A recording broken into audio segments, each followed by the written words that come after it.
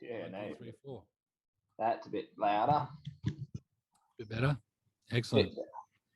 All right, ladies and gentlemen, welcome to another episode of Ranga and Chow. Cheers, buddy.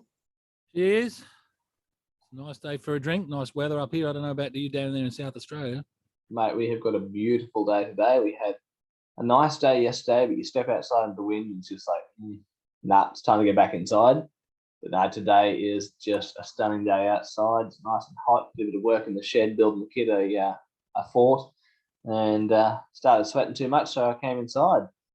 Yeah, we're representing the Ranga and Chow merch today. Guys, don't forget, people, pick yourself up a shirt if you want one. Subscribe, and keeps us going and keeps the love in the site, makes us happy. It does indeed, but anyway, let's not drag along too much. Mate, what's been happening in sunny old Queensland this week? You had much happen? No, nothing happened in Queensland of any note that I know of. Fair enough. Well, they've just opened the borders, which is a great idea. And within not really. one, no, it's not a great idea. Within day one, my beautiful South Australia that was fairly well untouched apart from truck drivers immediately had a New South Wales case come straight into town, followed by another couple in the following day. So I'm like, yeah, great.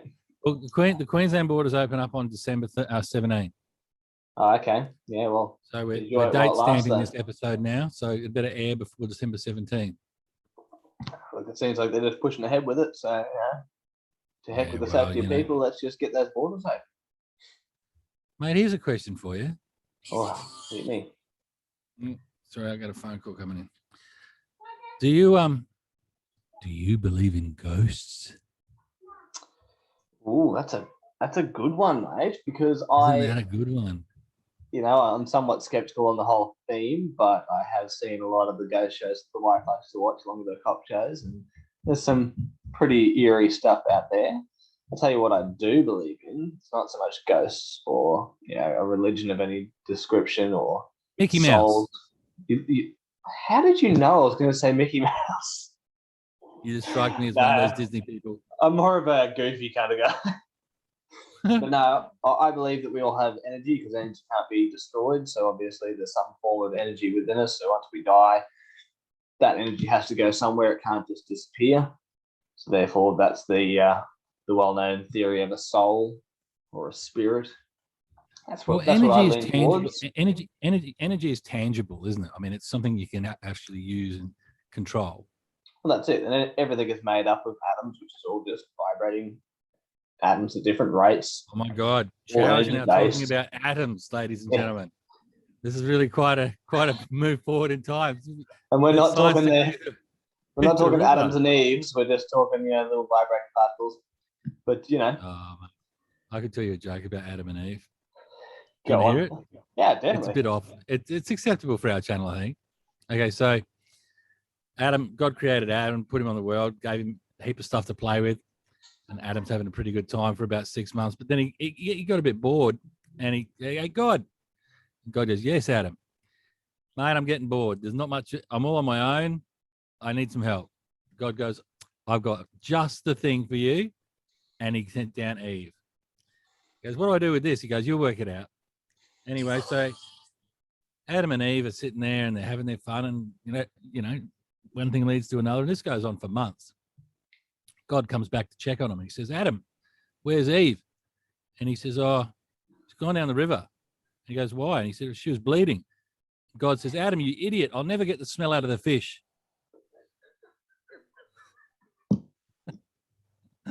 That's terrible, buddy. That's a shocker, isn't it?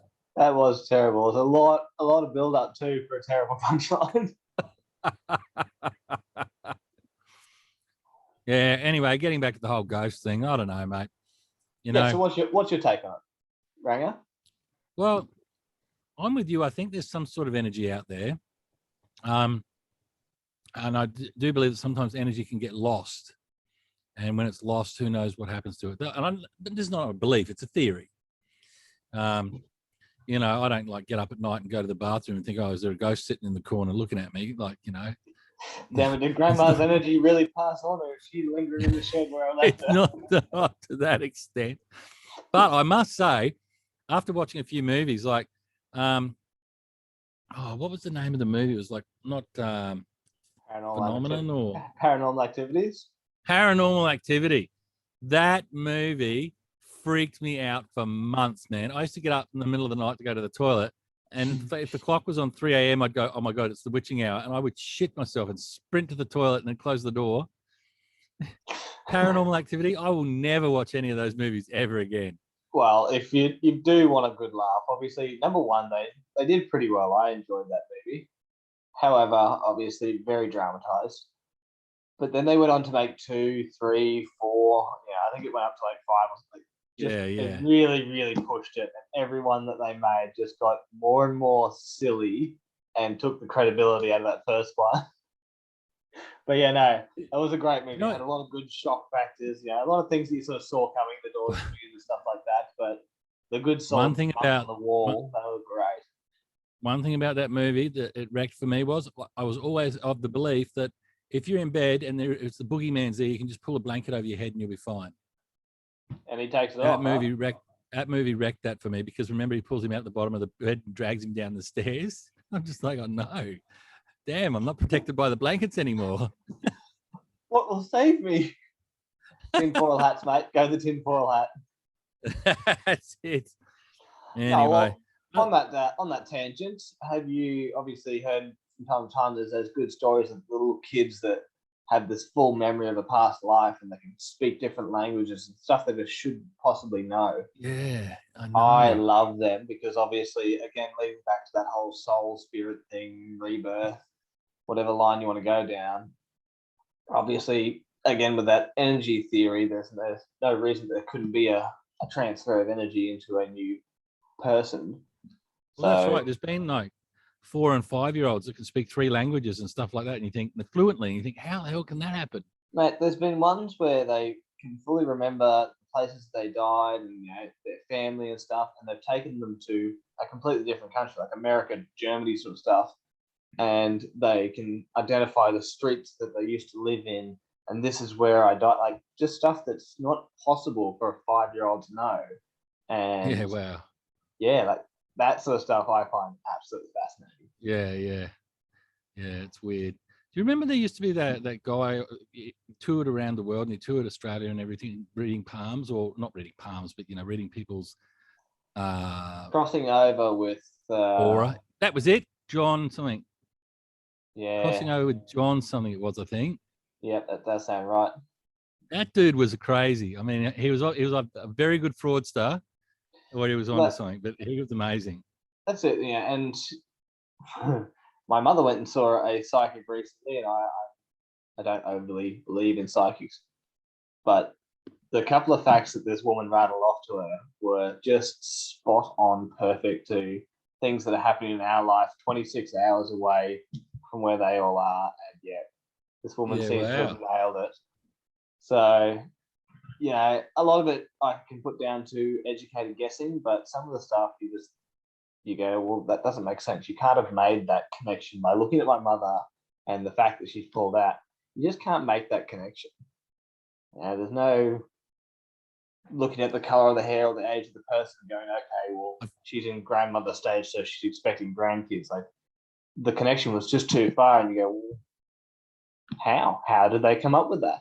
Was it just a fluke of numbers? You throw enough facts at enough people, and for 1 out of 10, that fact might stick. I'm feeling like this video would have been a lot more interesting had I had more beer. Yeah, I'm feeling quite the crisis here because this is my second last bourbon and I'm not feeling the buzz yet. Oh, no. Well, on that note, ladies and gentlemen, good night. Thank you for watching. Hooroo. Cheers. Don't forget to subscribe. You're down to your second last one, mate. What are you going to do? I'm going to make a quick phone call.